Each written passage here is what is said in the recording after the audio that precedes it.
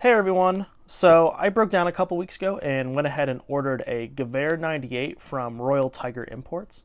This is a company based in Melbourne, Florida, and has recently gained notice in the military surplus community for importing a relatively good number of surplus weapons from Ethiopia and other parts of Africa, as they've advertised it. Earlier this year, February, January timeframe. Apparently, it's taken them well over a decade to import all the weapons and do all the paperwork to bring them in large numbers to the U.S. surplus market. Some of the more popular firearms that seem to be coming out of this import are M1 carbines, K98s, Carcanos, Yugo Mausers, Enfields, and a whole array of World War I, World War II weapons. Reading and watching different reviews from other people that have ordered from Royal Tiger Imports have either had a really good experience or they've had like a bad experience with carbines. With the carbines looking, I think, okay, and it seems to be the K98s, the batch that came from Ethiopia, are not so good. So we're going to see what we have here today. As the surplus market has dwindled quite a bit in the U.S. in the last decade, everyone is saying the surplus market is basically over, and since we're scraping the bottom of the barrel, let's go ahead and see what we have. These are certainly not cheap firearms for being military surplus, but it's one of the last opportunities to get firearms that aren't usually available when you want them. So the disadvantage is that you don't really know what you're getting.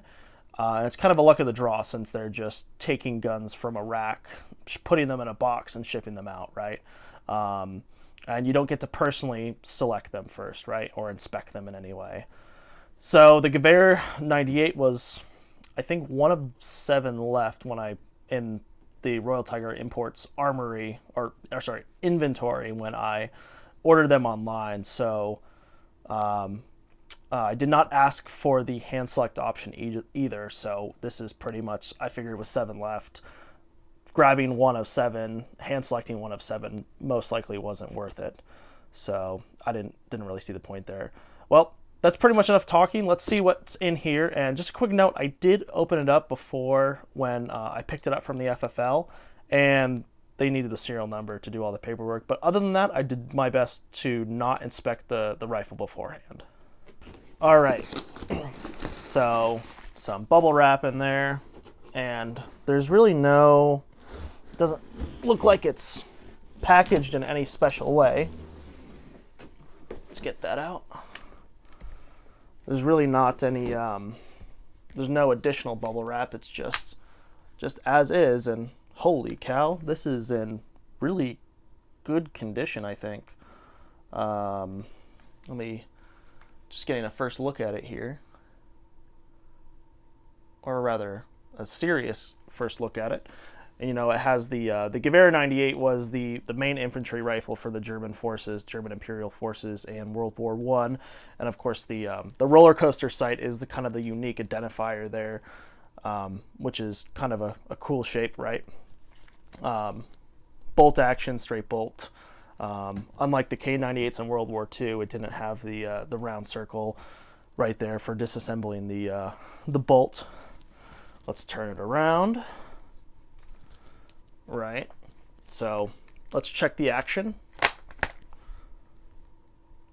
Looks pretty good to me.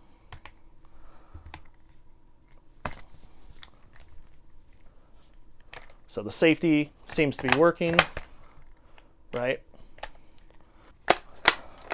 I have not, like I said, I have not looked at the barrel yet to see what it is. As far as the make of it, you can barely see it on there, and you really can't with the camera, but it says Danzig 1911.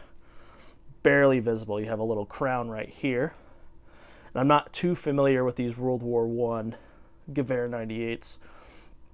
Danzig obviously is the manufacturer's stamp. 1911 is the year it was manufactured.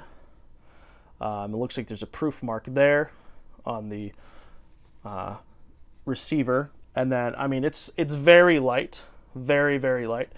I know when I was reading online, it said cosmetically on the receiver there could be the the lion's head of Judah, which is, I guess, a royal, or it's a national symbol for Ethiopia, and that some of these Gewehr 98s would have the more, they call them rare, because all these guns originated outside of Africa, right, and were imported after military conflicts for use by these militaries during the Cold War, during the interwar period.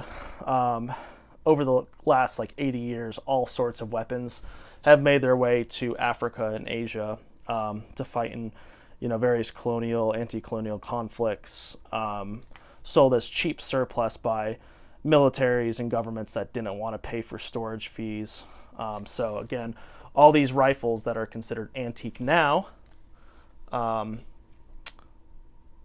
were just considered kind of trash back then. Not trash per se, but they would have been in large numbers available, and storing them in warehouses can get expensive.